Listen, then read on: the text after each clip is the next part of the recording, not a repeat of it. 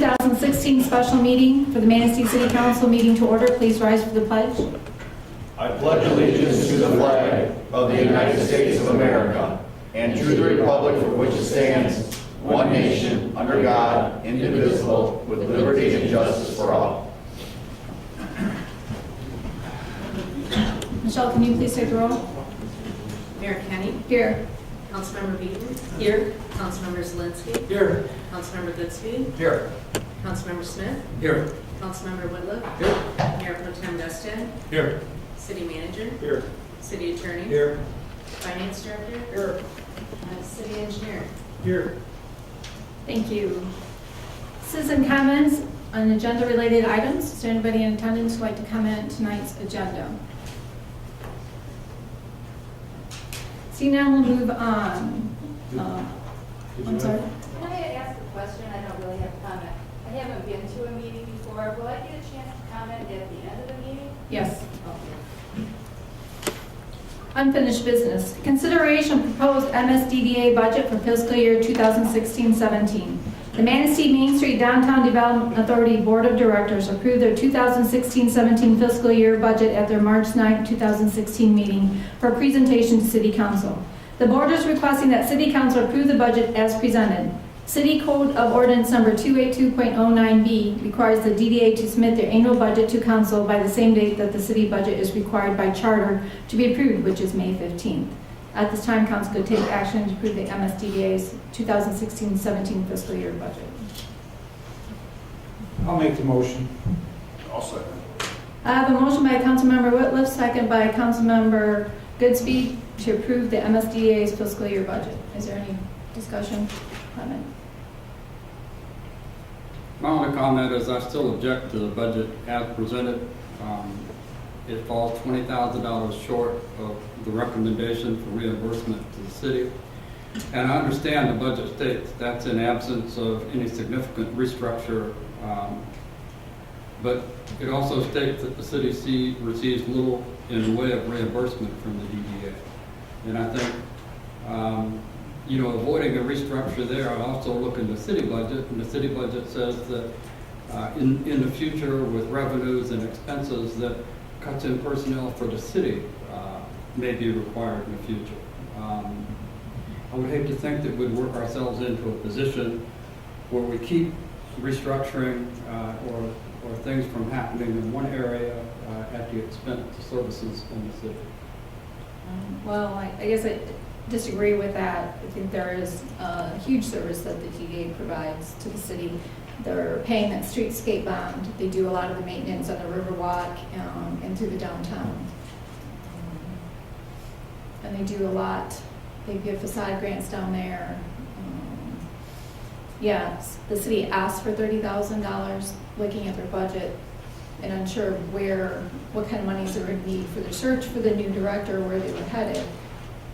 They weren't sure to commit any more dollars than what they already did to give back to the city. As I said, they realize what they need to do going forward. They realize the city needs assistance, and they're open to it. They put together the best budget that they could.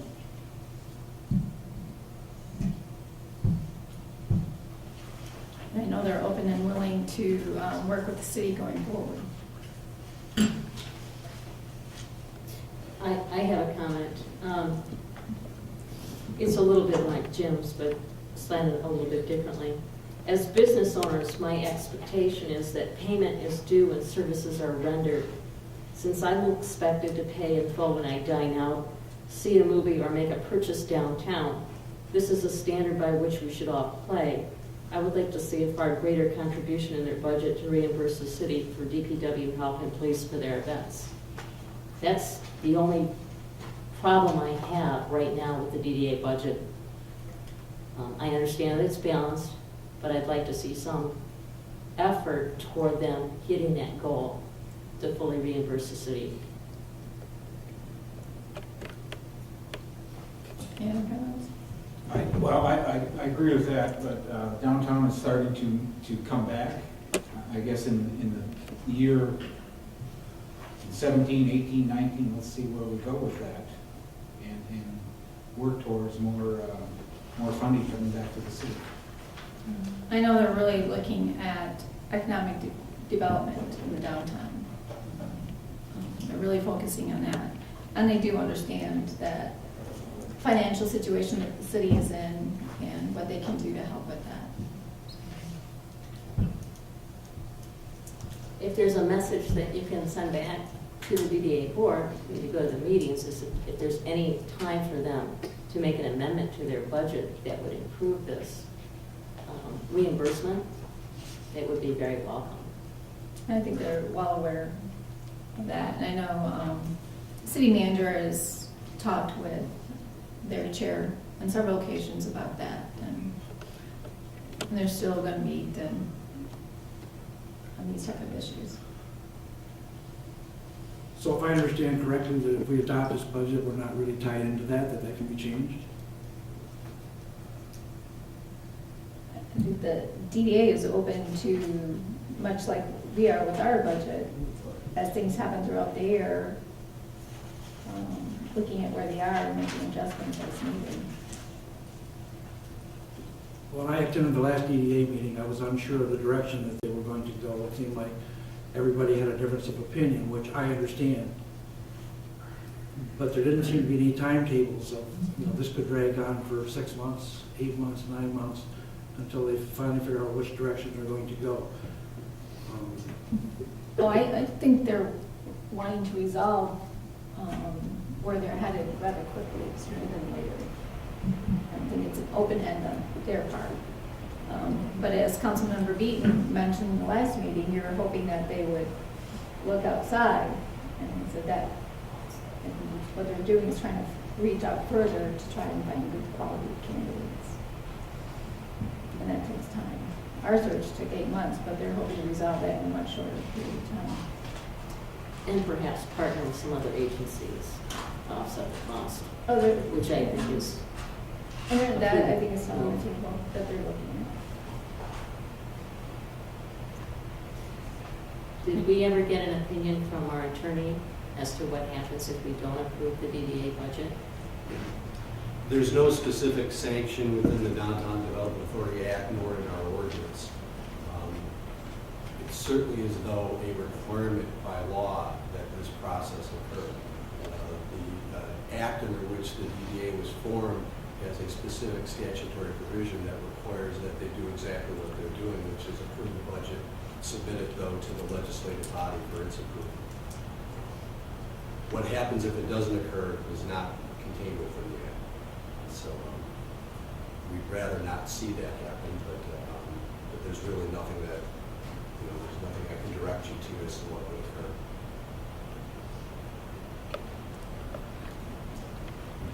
Any other comments or questions?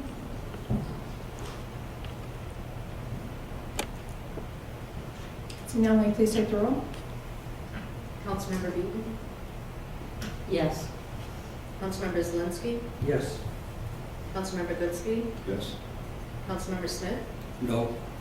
Councilmember Whitliff? Yes. Mayor Pro Tem Gustin? Yes. And Mayor Kenny? Yes. Motion approved. Thank you. Consideration adopting the 2016-17 budget and capital improvement plan. Under Section 7-4 of the Charter, the annual budget must be adopted before May 15th of each year. The budget has been the subject of multiple work sessions and a public hearing. At this time, Council could take action to adopt a resolution adopting the 2016-17 budget and capital improvement plan. Is there a motion? I'll make the motion. Second. I have a motion by Councilmember Goodspeed, supported by Councilmember Whitliff, to adopt the 2016 budget and capital improvement plan. Any discussion? I have a few comments. I really feel very strongly that it's our civic duty to try to make some adjustments in this budget before it becomes final. The narrative that accompanied the graphs, plus the 3-year projections, have a common theme that was mentioned 5 times.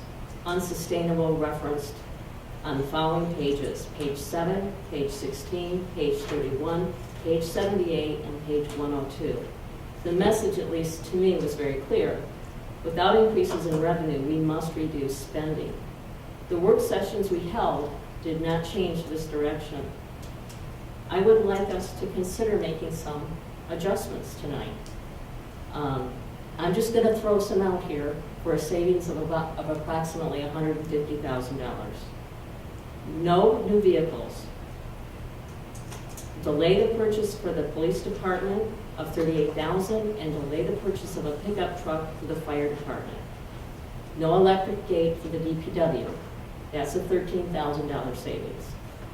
We did discuss these things at our work sessions, but we never came to a consensus. May I also suggest, when we talked about appropriations, we could not agree on a single appropriation that we wanted to eliminate. Because of that, I've thought of perhaps reducing all of our appropriations by 10%. Since we've allocated $257,000 toward appropriations, that would save us $24,700. Now, my last comment is on AES. I don't believe we have received reimbursement for the study that was done on the Ramsdale. I think it was in the neighborhood of $13,000 that the city contributed to that study. I'm suggesting that that come off our appropriations to AES as we wait for the reimbursement. That would net us approximately $148,700. These are the recommendations that I think that would work. I think we need to make some cuts. We need to take a step back and really try to streamline this, and we really don't have time between now and when the deadline is due for the budget. This savings could be just set aside. If we absolutely needed some of this money for, say, the Riverwalk or something more important to come up, we would have it. Any other comments? I would like to add some comments also. You know, when we look at the budget and budget cuts and what it says in the budget, again, the unsustainable, I look at the motor pool, for example. 2016 year ending, it's projected we'll have over $35,000 deficit between revenue and expenses in the motor pool. 61% of the expenses this year in this budget go to debt service for items that have already been purchased by the motor pool. When you look forward into the projections into 2018, 19, and 20, there's $170,000 of deficit, and a deficit every year with a drawdown from the original $551,000 motor pool fund to about $356,000. That's a pretty significant drawdown, and that's only one area. So I would also question the necessity for all of the purchases that we're making and suggest that we could afford to spread some of those out and still operate on an economic basis. I object to the continued financing of purchases as opposed to taking an approach of setting aside funds in a restricted account when we need to make a major purchase down the road.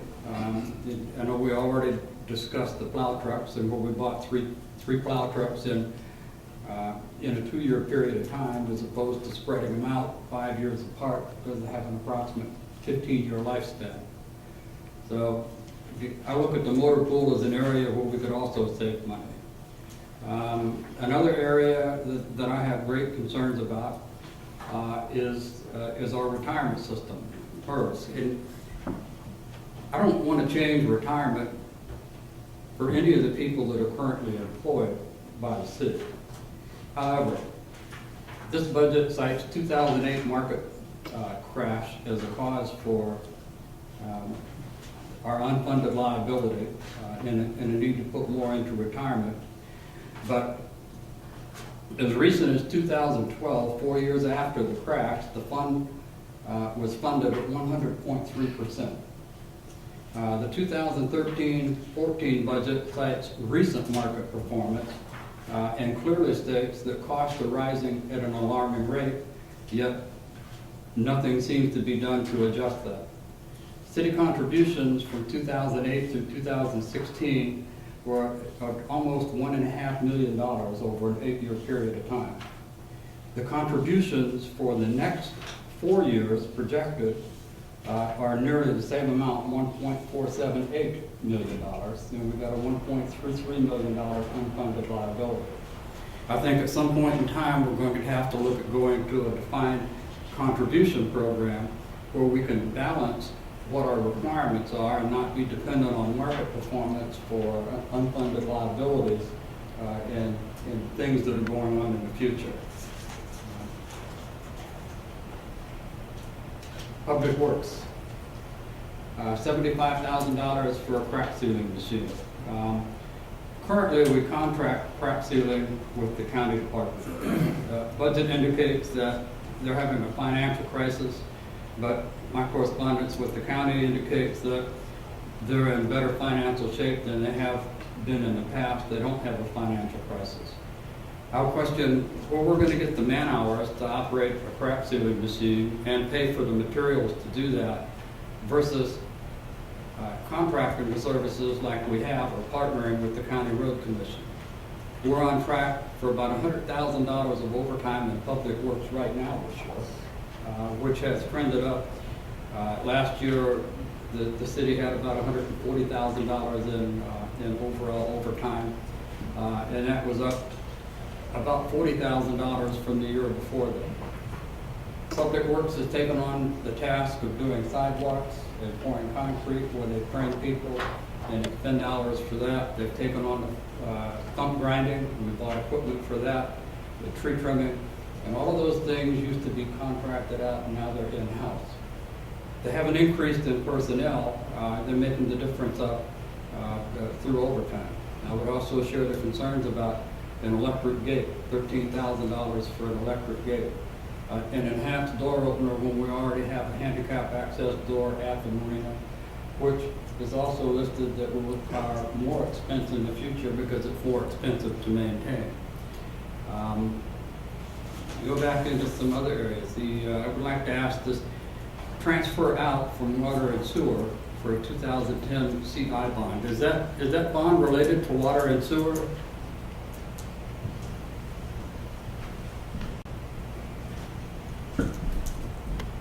The 2010 capital improvement bond was led and funded a variety of projects, and part of that was for water and sewer related items and for the sewer separation projects. Okay.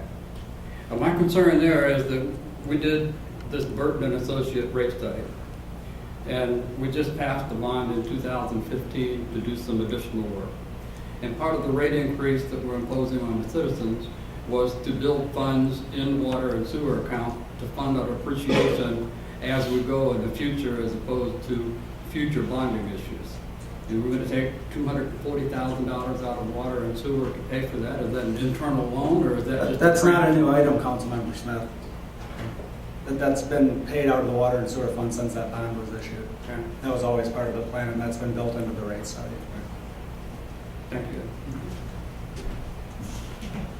I say, those are my concerns with the budget, and I really agree with Councilwoman Beaton that I would like to see some changes.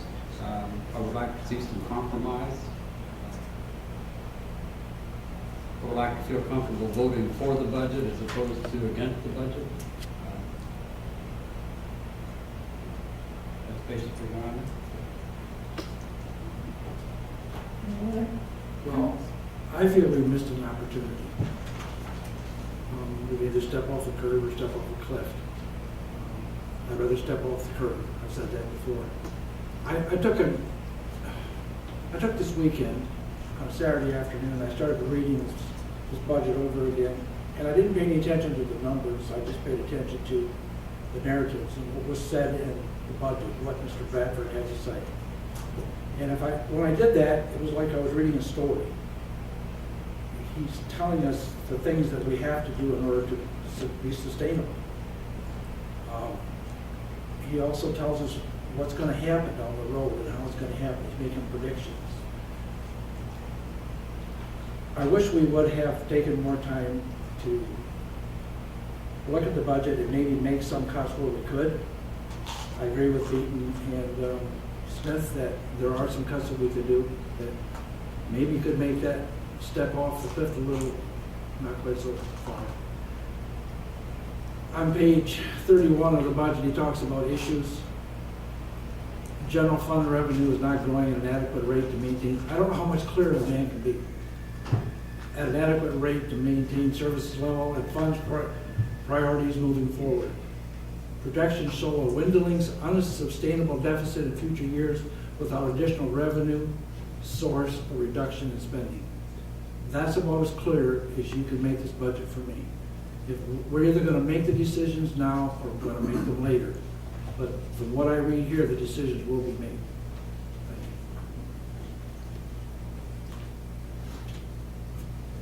you. Any other questions, comments? So now will you please take the roll? Mayor Pro Tem Guston, Yes. Councilmember Whitliff, Yes. Councilmember Smith, No. Councilmember Goodspeed, Yes, I will. Councilmember Zelinski, No. Councilmember Beaton, No. and Mayor Kenny. Yes. Motion approved. Thank you. Next, we'll move on to concerns and comment. Citizen comment. This is an opportunity for citizens to comment on municipal public services, activities, or areas of city involvement. Citizens in attendance shall be recognized by the mayor for comments, which are limited to 5 minutes. Letters submitted to council will not be publicly read. Is anyone who'd like to comment? Please state your name and address. My name is Michelle Dalton. I live at 383 11th Street. And I just want to address you guys and let you know that I moved back to Manistee after being gone for 23 years. I'm getting a little bit emotional because of the situation that the city is in. You know, I thought when I was moving back to Manistee it would be great because my family's here and this is where I was born and raised. I sunk a bunch of money into a house I bought over on 11th Street. And this town is dying.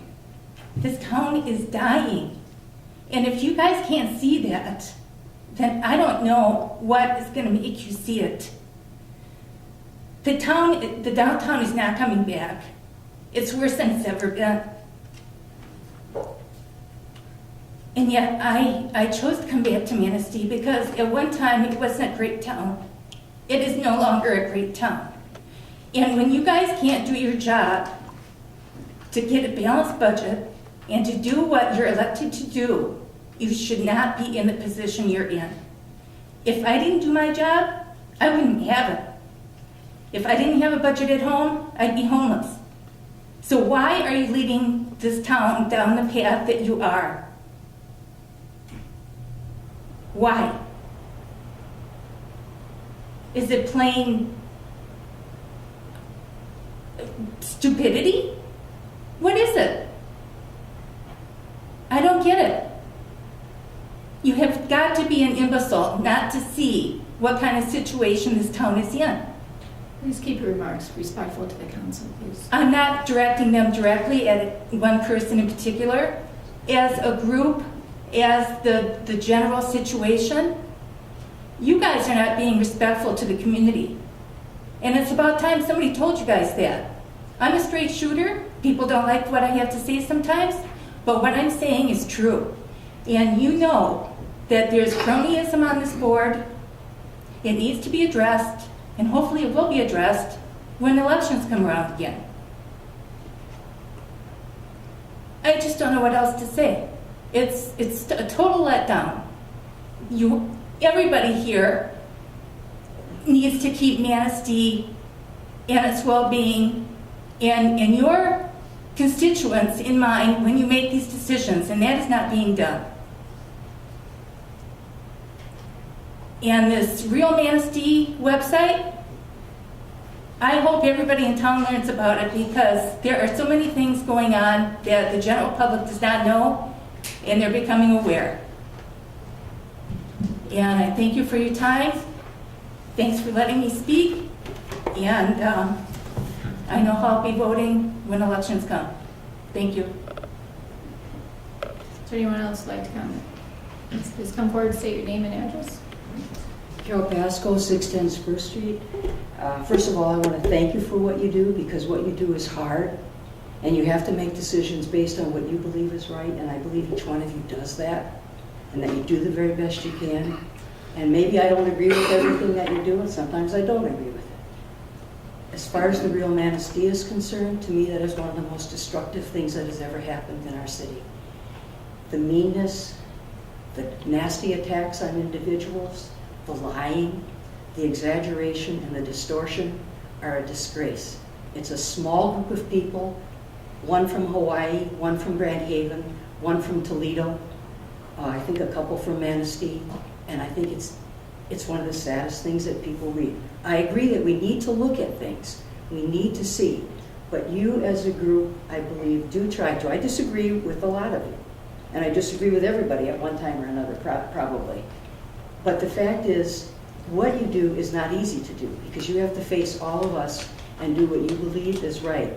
I moved here 16 years ago after being away teaching downstate. I had lived here until I was in 13. What has happened in Manistee to me is wonderful. I have seen wonderful things that have happened in this community. I have seen the downtown begin to grow. I know it's not anywhere near where we would like to be. I wanted to call Ludington and get a comparison of how, because I know a lot of the stores have gone out of business in Ludington also. We have had difficulty keeping them. Part of that is because our community doesn't shop downtown. We need people to patronize our stores downtown, to go there, see what is available, and things are happening. I would like to see more. Everybody would like to see more things happening.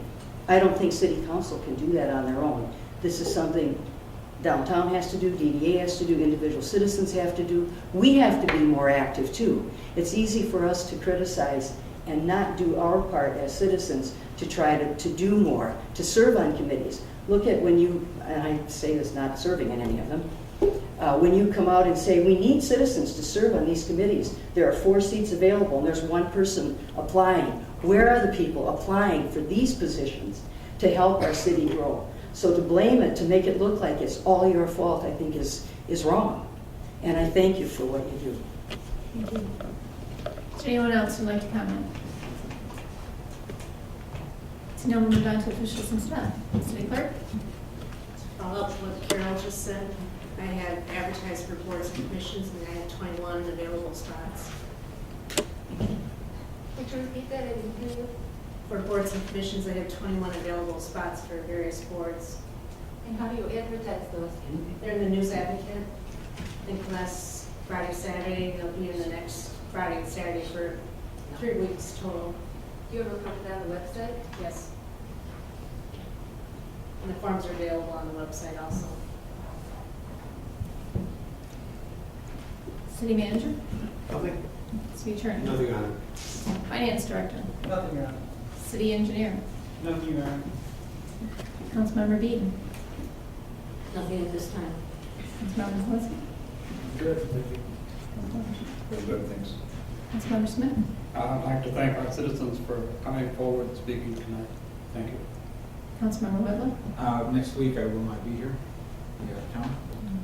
And Mayor Pro Tem Vesta? Just a reminder that next weekend is Tidelines for Troops, and you're going to be downtown in front of the marina. Always looking for volunteers and help, and to support that event. It's pretty much sold out again, so that's all. I'd like to thank the entire council for your work. I know we don't always agree on the budget, but I appreciate everybody's comments and participation in the budget. I know it isn't what everybody wanted, and it's tough. I do appreciate your work. With that, I'll take a motion to adjourn. I'll make it. Second. Meeting adjourned. Of the programs and where we've been and where we're going.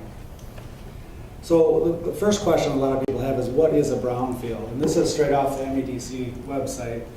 Basically, they're properties that are development or reuse of the property may be complicated because of environmental contamination. That's basically what it is. Those properties are harder to redevelop. Typically, they're former industrial of the programs and where we've been and where we're going.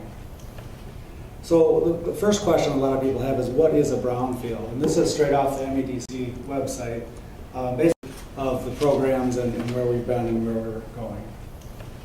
So the first question a lot of people have is, what is a brownfield? And this is straight off the MEDC website. Basically, they're properties that are development or reuse of the property may be complicated because of environmental contamination. That's basically what it is. Those properties are harder to redevelop.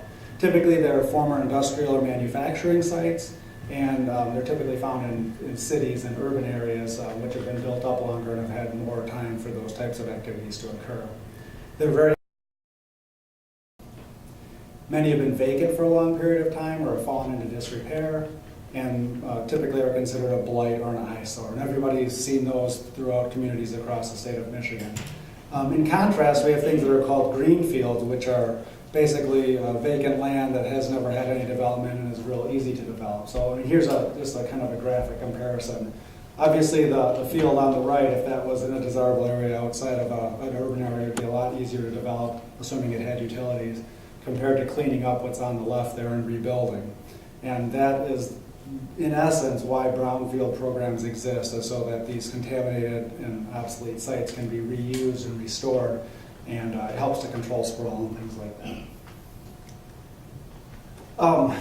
Michigan, it's a kind of a unique situation. Michigan has one of the best brownfield programs in the entire country. Many places have ranked it top in the nation, and there's a number of reasons for that. It has to do with some laws that the legislature passed, some of them under Governor Engler, some of them more recently. And it basically falls into one of four areas. One is the liability protection, cleanup standards in the state of Michigan, financial incentives, and government support. And I'll talk a little bit about each of these. As a property buyer, prospective buyer, the law allows you to get a baseline environmental assessment of any property that you're going to be buying, and that absolves you from any liability for any contamination on that property. So that change in the law really is key and instrumental in making brownfields work, because you can buy property without having to worry about getting sued for cleanup down the road. It also instituted more reasonable cleanup criteria for properties, eliminating the need for all sites to be cleaned up to the same degree. So it was basically based on how the land was going to be used, where prior to some of these changes in the law, they all had to be cleaned up to the same very high level, and it was very expensive. So it just is a much more workable system. And then some laws that the state passed, the Brownfield Redevelopment Finance Act, and then some state grant and loan programs also make it very attractive to do brownfields in Michigan. So some reasons why brownfields are important. First and foremost, it can re-energize local economies for a variety of reasons. It helps to spur investment. If a developer can come in and get some of these costs covered by the state or through tax increment financing, that tends to create jobs and increase property values in the community. It can restore tax revenue once any tax capture period is gone, because then those properties go fully under the tax roll. Can help to fund infrastructure, as we're doing with Edgewater development across the river. And it also intends to increase the supply of land available, because you're not using vacant land in a city, you're reusing what's there. Brownfields also improve neighborhoods. It can spark revitalization of existing neighborhoods. Certainly reduces sprawl, because you're reusing the property rather than building new. Uses existing infrastructure often, which is also very cost effective, because you don't have to extend water and sewer or electricity or what have you out to a green space. Can eliminate unsafe or blighted buildings. As an example, the River Park building has had a lot of vandalism and people living in there, and other unsavory activities. Can meet community needs through new development. So if there's a certain type of business that a community needs, sometimes those can go on in brownfield properties. And it also often will provide public recreational space. The last reason, and probably the primary one, is it protects the environmental health. So by cleaning up brownfields, you can promote reuse of already developed areas, and that protects unused land and habitats. You remove dangerous contaminants, petroleum, hydrocarbons, volatile organics, that sort of thing out of the soil, keeps them from migrating into the water. Can reduce the health risks then to the community and to also workers at that location, and can provide for, again, open space. The Brownfield program in Michigan is structured basically by using partners. So in this case, the city of Manistee can do a brownfield, but we have a lot of partners when we do that, whether it's the MEDC or the DEQ, those are the two main players. In the case of our Edgewater development, the DDA was a partner in that. The Environmental Protection Agency sometimes steps in as a partner. And then obviously you have to have a private developer that wants to redevelop. So that's really the linchpin. But all of those parties working together in some fashion make these brownfield projects happen. And they don't all use the same tools, and they don't all have the same dynamics, they don't all have the same partners, but you need to have more than one to kind of make it all work together. Public Act 381 of 1996, which is the Brownfield Redevelopment Financing Act, that is the linchpin legislation in the state of Michigan. That and the Natural Resources Environmental Protection Act. They largely set the rules for what you can do with brownfields in Michigan. Act 381 allows communities to create brownfield redevelopment authorities, and it also importantly defines what is eligible under a brownfield. So a contaminated property is known as a facility as defined by the Natural Resource Environmental Protection Act. That can become a brownfield. It can have a parcel that's adjacent to a facility, can be a brownfield. A blighted property can be a brownfield, and a functionally obsolete property can be a brownfield. And a functionally obsolete property is a pretty broad definition. It's basically a building or structure that's no longer suitable for the purpose which it was originally built. The other thing that Public Act 381 does, amongst other things, is to allow for tax increment financing. And there's a lot of confusion about tax increment financing, so I want to talk about that for a little bit. In a nutshell, when you implement tax increment financing, what it does is it freezes the value as of the effective date of that program. And any increases in value moving forward are what the captured taxes are based on. So the base value of those taxes goes to all the taxing jurisdictions that used to get it. So they're not being hurt, but any new growth in the tax base will be captured for a period of years to help finance the various projects under a brownfield or DDA or any of a number of other financing authorities that are allowed by state law. So in the case of the Edgewater development, that property is in the DDA district. So the city's getting some of the taxes, and when the DDA was formed, those were frozen at a value. The DDA is collecting taxes on the growth from the time the DDA was formed until the brownfield plan was approved, and then the brownfield plan will be collecting those incremental taxes moving forward. So in this case, on that property, it has three different layers, if you might. The city brownfield authority. Before the city formed its brownfield authority, the county had one. There was a lot of interest back in the early and mid-2000s in doing brownfield projects. There was a lot of EPA money and things, and so the county established one. And it was pretty active for a while. But the city found that by having our own BRA, we could control the process a little bit more. And so the city established that in 2006 by resolution. And again, it gives us more control over our brownfield projects and allows us to work directly with the developer rather than having to work through the county. The Brownfield Authority has specific and enumerated powers under the Brownfield Redevelopment Act. However, our bylaws prohibit the BRA from taking out a loan or issuing any debt without council approval. So some brownfield authorities can do that, but ours cannot. Our Brownfield Authority meets quarterly or more frequently if needed, and it has a 7-member board. And the requirements for inclusion on that board is that you have to be a city resident or a person with an interest in property in the city. Our board members are Clinton McKinnon Copus, who is the chair. He's also the executive director of the Manistee Housing Commission. Don Kook is the vice chair. Marlene McBride is the secretary treasurer. And then the other members are Steve Brower, Dave Carlson, Frank Beaver, and Jeff Steggy. I'm the Brownfield administrator. I took over from John Rose when he retired. Denise Blakesley is our recording secretary and makes sure everything is running smoothly and all the records are kept and filed, and she does a great job with that. And T.F. Taxiadis is the city's Brownfield consultant. These are some of the BRA projects that have been done in the city. The original River Park, which was a county project approved in 2005, is basically expired and defunct. It's been replaced. The Joslyn Cove project, that's a county project, and I list it as inactive. It really technically is expired, but the developer has approached the county and city with wanting to renew that. And since the brownfields plan is in place, it still is there technically because it hasn't been closed out. And we did respond back to that developer about a month ago in writing. It was a joint letter from the county and the city, but they haven't gotten back with us. So I have a call into Rob Carson to find out if they're going to go forward or if he's going to get a hold of them and see where we're at with that. American Materials, the Reith Riley Asphalt Terminal was approved in 2007. That was a city brownfield. It's active, but right now it's in a REN zone, so there's no tax capture. AmpTech was also a brownfield that's active, but there was no capture required there or requested. It was more done to get some state monies. Mariah Power, which is out of business, that was done by the city. I don't think that's been technically closed out, but it's really inactive because there's nothing going on with that.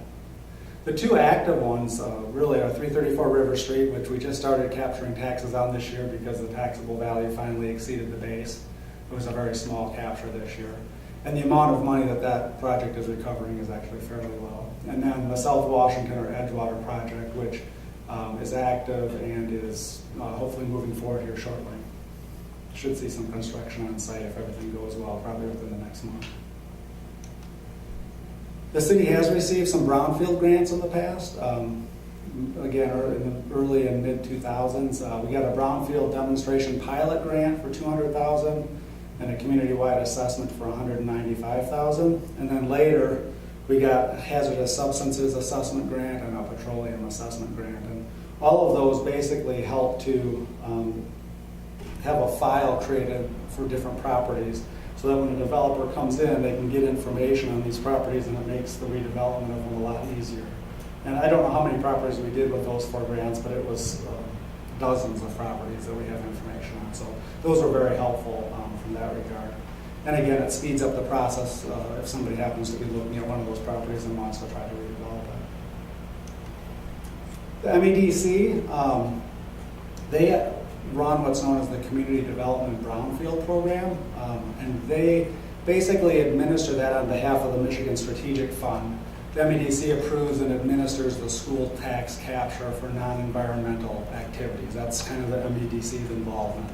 It can include things like demolition, site preparation, and infrastructure improvements. And on the MDEQ side, they administer the school tax capture for environmental eligible activities. Again, environmental assessments and cleanups and due care and demolition. Those items, they have some grant funding for and some low interest loan funding. It's limited to $1 million in grants or $1 million in loans. They're a very competitive interest rate, about 1.5%, 15-year payback, and tax increment financing can be used to pay those back. As an example, American Materials, when they did their project, got a $91,000 loan and a $221,000 grant. The project probably wouldn't have happened without that kind of incentives from the state. And it just gets back to the earlier slide where we say Michigan is #1 in this type of program. It's because they have this type of grant loan stuff. And I believe a lot of this is funded by a bond that the taxpayers passed a clean water initiative several years ago to help fund some of that. So these are just some before and afters. Anybody know where this site is? It's close, north of here. This is up in Alberta. So if on the south side of Alberta Lake, there was a foundry, the railroad, used to have the car ferries there, and then now it's a lakeshore park if you've been up there recently. That was done through some brownfield work. This is the Commons up at Grand Traverse. Huge project, one of the probably premier projects for putting together a lot of different pieces with brownfield and tax credits and historic things in the state, frankly. It's been a wildly huge success. And you can just see some of the redevelopment that happened inside some of the buildings there.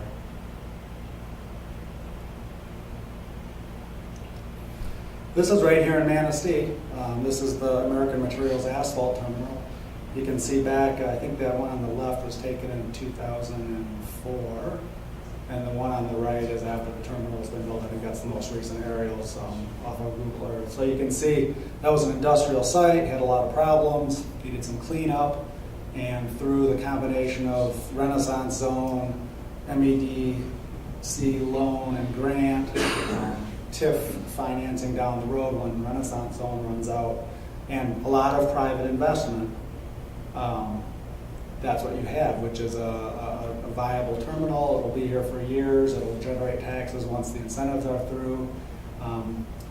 It also has allowed them, you know, because this was so successful, they bought some of the contaminated property to the north of there, and they're going to be doing some things there and helping to cap it and that sort of thing. So this just really illustrates a lot of those principles that I went through on those 3 slides about catalyzing jobs, reinvestment, all those sorts of things.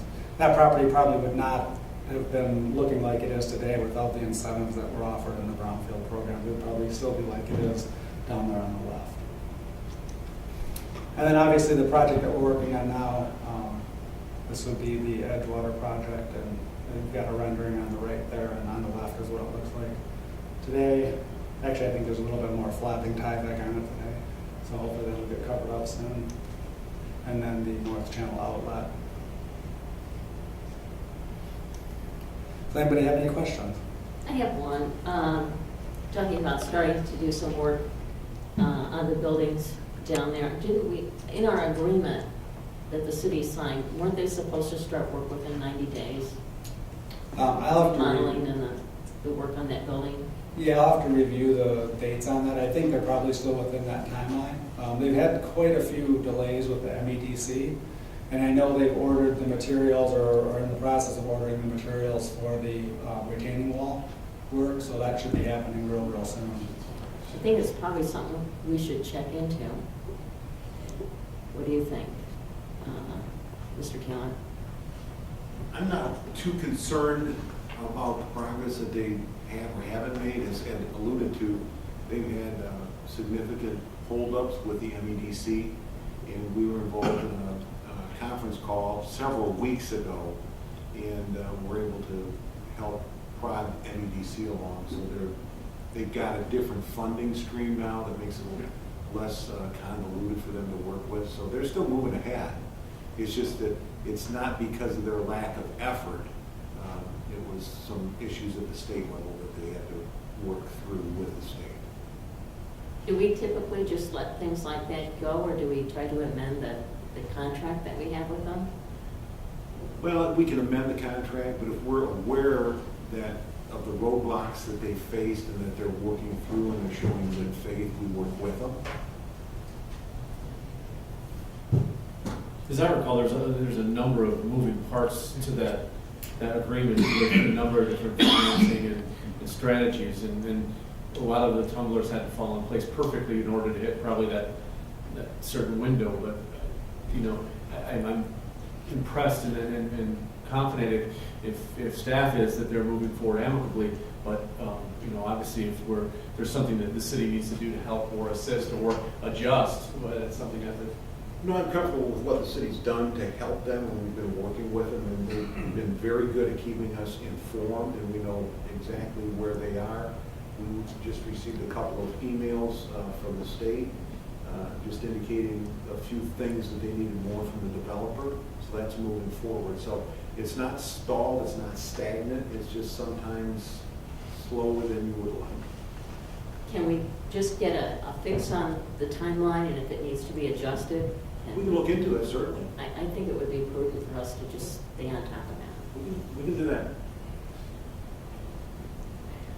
And I had an opportunity last year at the municipal league conference in Traverse City. One of my agenda items was an afternoon tour of the commons, and that was certainly impressive. Phase 1 had been mostly completed. They were addressing Phase 2. It was a $400 million total project. There's kind of a mind-boggling number when we look at numbers around here. But the restoration and the repurposing of the old state hospital was certainly impressive. Oh, it's really a shining example of how the project should work. I mean, there was way more moving pieces than we had here, and a lot more money, and a lot more private development and private investment and private risk. But in the end, I think it's worked out very well, and it's going to be, you know, an asset instead of a crumbling, falling down old state hospital. And I think one big distinction between DDA tax increment and brownfield tax increment is once the state approves the brownfield, we're made whole on the school taxes and such. We don't That's correct. The state, because of the funding formula, well, first of all, let me back up. The DDA doesn't capture school taxes. They can't capture school taxes. And that's why there is state approval of any requests for school taxes, so that they can know how much of an impact that's going to have on them, because they have to make that up through the funding formula to the schools. So whatever doesn't get paid to the local schools through the local school taxes gets made up by the state. So it keeps the schools whole. Thank you. Anything else? Thank you. Thank you. Is there anything else? Okay.